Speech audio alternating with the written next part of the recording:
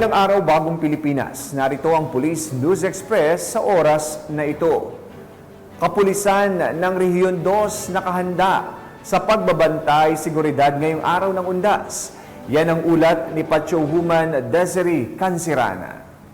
Bilang paghahanda sa inaasahang pagdagsa ng mga tao sa mga pampubliko at pribadong sementeryo at mga tourist spots ngayong Undas 2024, nagsagawa ng mga hakbang ang Police Regional Office 2 upang matiyak ang seguridad ng mga mamamayan sa lambak ng Cagayan.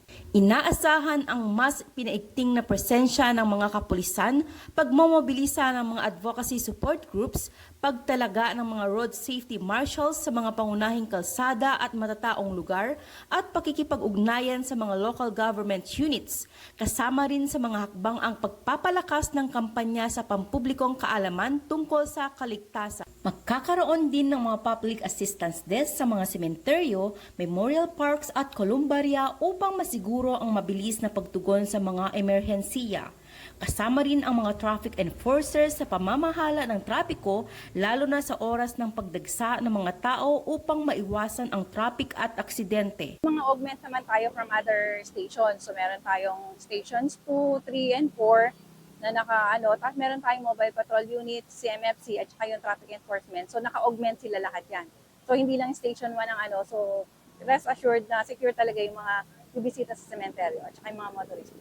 Ayon kay Police Brigadier General Antonio P. Maralag Jr., Police Regional Office 2 Regional Director, mahalaga ang pakikiisa ng komunidad upang maiwasan ang krimen at matiyak ang maayos na paggunita sa undas. Dagdag pa niya, layunin ng Police Regional Office 2 na magbigay ng komprehensibong serbisyo hindi lamang sa seguridad kundi pati na rin sa kaligtasan ng bawat isa.